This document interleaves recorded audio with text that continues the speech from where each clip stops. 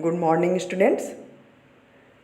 आज हम लोग चैप्टर 3 पढ़ेंगे, महायज्ञ का पुरस्कार। महायज्ञ का पुरस्कार, पहले तो हम इस शीर्षक को समझते हैं। महायज्ञ का मतलब क्या होता है? हमारे दिमाग में जो महायज्ञ का जो अर्थ है होता है, जैसा हम समझते हैं, आप लोग भी समझ रहे होंगे कि कोई अग्निकुंड होगा जिसमें ऋषि मुनि हवन करते हैं, है ना। इस तरह का आप लोग महायज्ञ समझ रहे होंगे।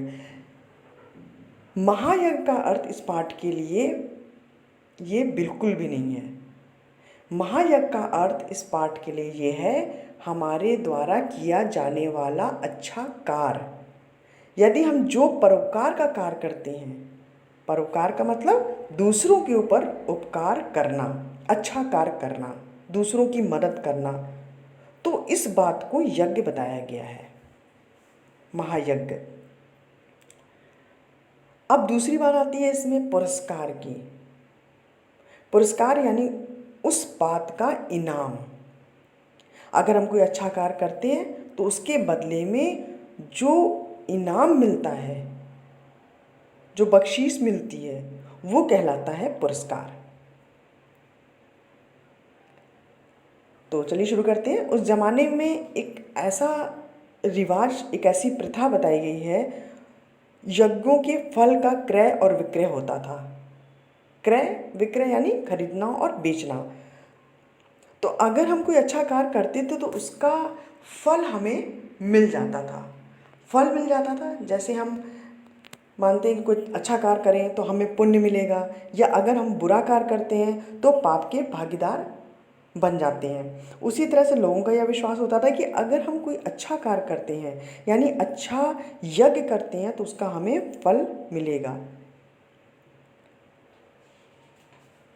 तो इस प्रकार से जो यज्ञ का क्रय और विक्रय हुआ करता था, यानी लेन देन का जो व्यवहार चलता था, उसका कोई लेखा जोखा नहीं होता था, लिखित रूप में कहीं नहीं होता था। ये लोगों का मानसिक रूप से मानना होता था कि जब लोग एक दूसरे पर भरोसा करते थे, विश्वास करते थे, और इस प्रकार से यज्ञों का जो फल होता था, यज्ञों का जो पुण्य होता था, उसका खरीदना बेचना होता था। मतलब इस प्रकार से हुआ करता था। अब आते हैं हम पाठ की ओर। तो इस पाठ के लेखक यशपाल जी हैं। इस पाठ में यशपाल जी ने एक बहुत ही महत्वपूर्ण बात को दर्शाने का प्रयास किया, और वो है निस्वार्थ भाव से सेवा करना। यानी महायज्ञ का अर्थ है निस्वार्थ भाव से सेवा करना। निस्वार्थ यानी बिना स्वार्थ के। जब भी हम किसी की मदद करते हैं, अगर उस मदद के पीछे हमारे मन में कुछ ऐसे भाव हैं कि चलो आगे चलकर ये आदमी मेरा काम आएगा, या इससे मेरे को कुछ फ़ायदा होने वाला है भविष्य में, ये सोच कर अगर हम किसी की मदद करते हैं या परोपकार करते हैं, तो उसे महायज्ञ नहीं कहा जा सकता है।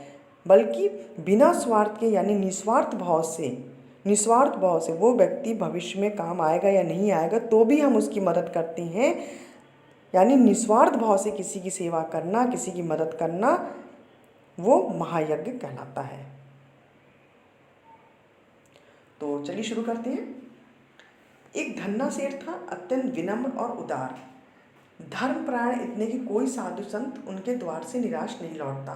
भरपेट भोजन पाता, भंडार का द्वार सबके लिए खुला था, जो हाथ पसारे वही पाए। सेठ ने बहुत से यज्ञ किए थे और दान में न जाने कितना धन दीन दुखियों में बांट दिया था, पर सब दिन होत ना एक समान। अकस्मात दिन फिरे और सेठ को गरीबी का मुंह देखना पड़ा।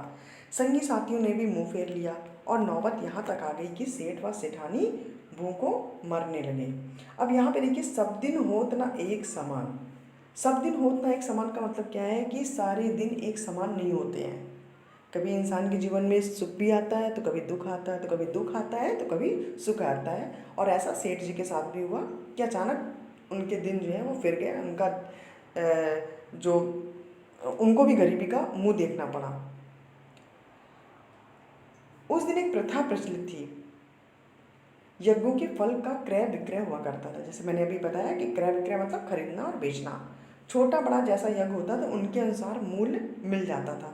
जब बहुत तंगी हुई तो एक दिन सेठानी ने कहा, न हो तो एक यज्ञ ही बेच डालो।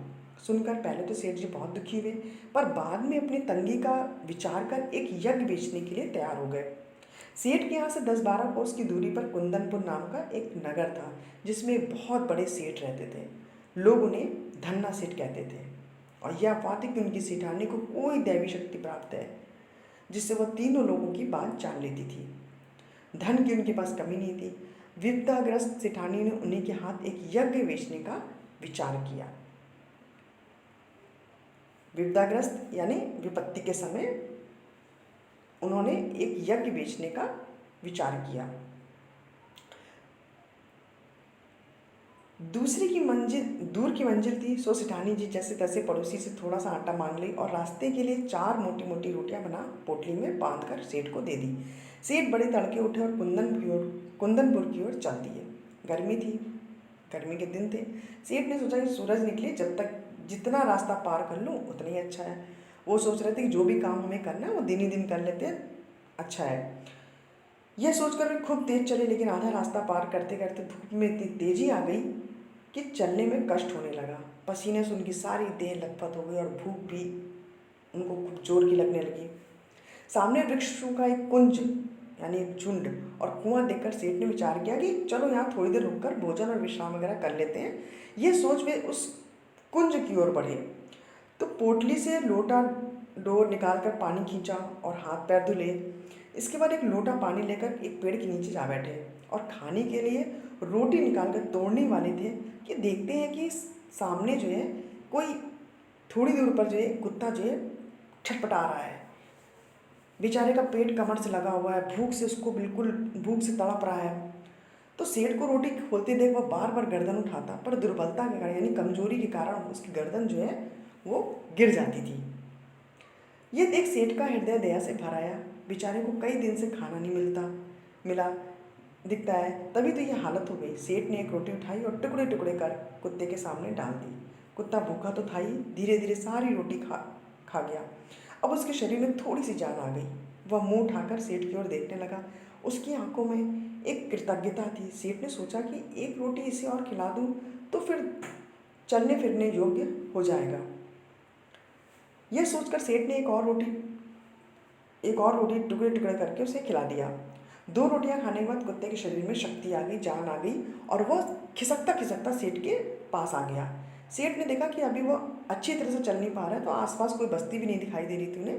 तो सेठ ने सोचा कि एक रोटी उसे और दे दूँ तो फिर यह अच्छी तरह से चल सकेगा। मेरा क्या है, जैसे 2 खाई वैसे 1, थोड़ी देर में कुंदन पहुँच जाऊँगा।